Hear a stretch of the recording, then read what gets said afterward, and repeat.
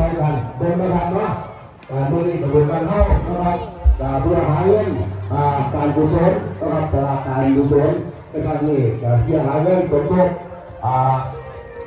บูรณาการบูรณาวัดนะครับทางกุฏินะครับได้สำเร็จสุดโต่งลงนะครับเนาะได้หาเงินสอบแซมนะครับบูรณาใหม่นะครับเพื่อให้พระพุทธเจ้าบำเพ็ญศีลนะครับเนาะบำเพ็ญศีลในช่วงของพรรษานะครับเวลาของเอาเรื่องการแล้วก็เลยจะเริ่มจะไหนนะครับก็ได้เพราะเป็นสำนักสงฆ์นะครับเป็นได้รับการนะครับก็เป็นสำนักสงฆ์ขนาดใหญ่นะครับก็เป็นสำนักสงฆ์ขนาดน้อยนะครับขนาดกลางนะครับเนาะซอยกันนะครับควบระมือจากพ่อแม่พี่น้องนะครับชาวบ้านเมืองล่างนะครับถูกกันเป็นคนนะครับที่ซอยกันในการหลีนะครับเนาะก็เป็นอย่างนะครับขอให้ผลสำเร็จรุ่งเรืองไปด้วยดีนะครับรับกันทุกรอบได้ไปคุณพ่อผู้ซอยนะครับเพื่อท่านผู้รู้ประจำทุกกองด้วยกันนะครับเป็นดีต้องไปดูเลย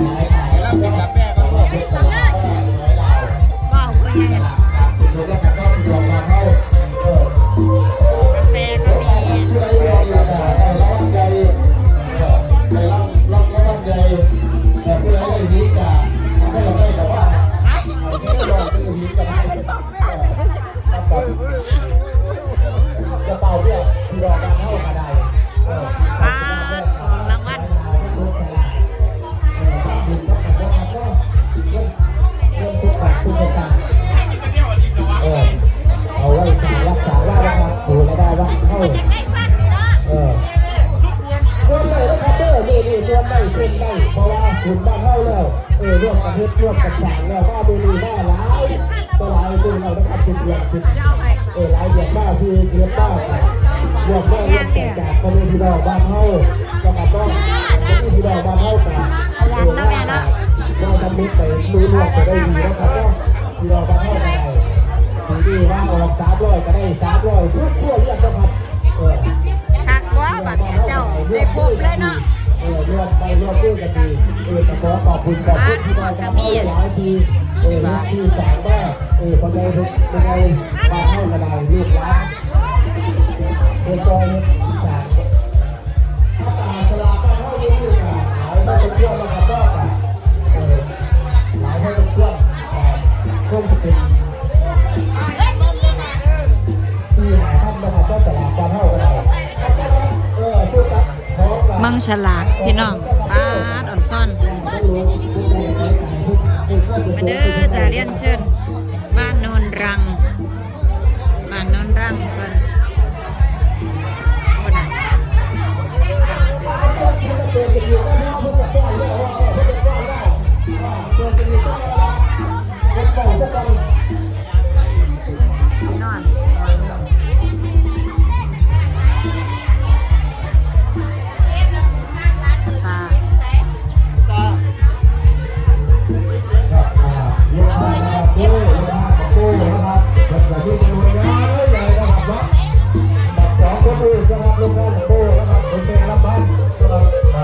ตลกนะครับเนี่ยคุณผู้ชมเก็บตัวผมเป็นประธานของผู้นะครับขอเรียนเชิญได้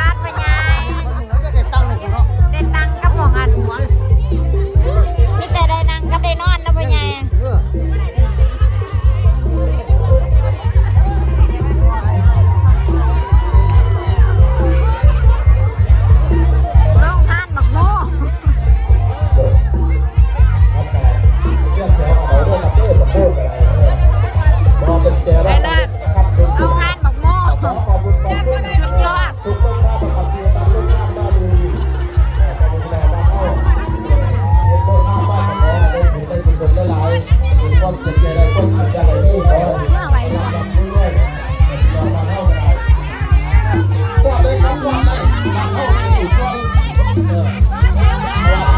เอาแรกแม่กิน บ้านลงทานออกมา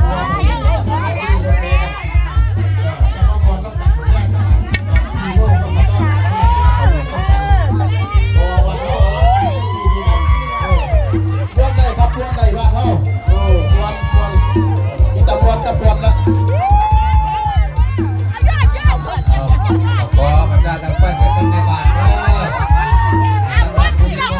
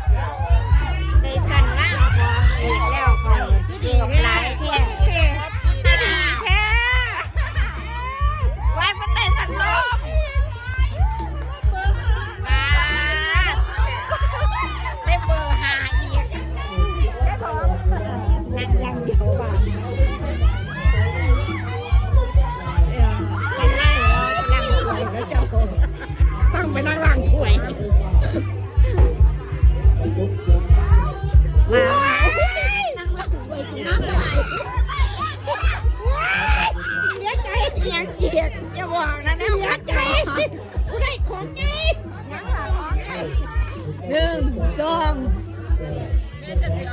เต้นนมยักกินมาแล้วก็ตั้งช่วยอยู่เยี่ยน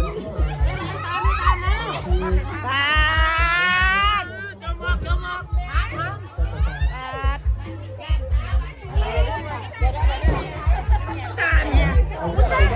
ขอบคุณมากค่ะ ขอบคุณมากเหลืออีกเยอะเหลืออีกเยอะเหลืออีกเยอะ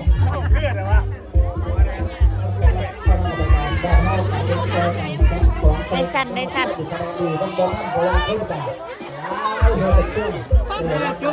ใส่ละตาตานั้นผู้ใดเอาไปเอาพาแม่จงปาดไอ้เจ้าแนวขยันขอบคุณค่ะ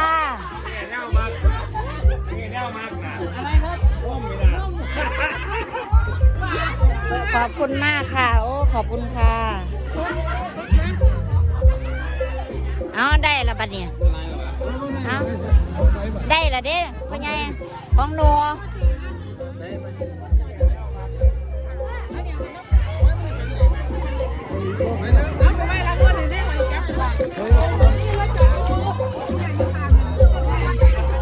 ได้นี้แล้วฮะต้องตามแม่เรียแม่เรีย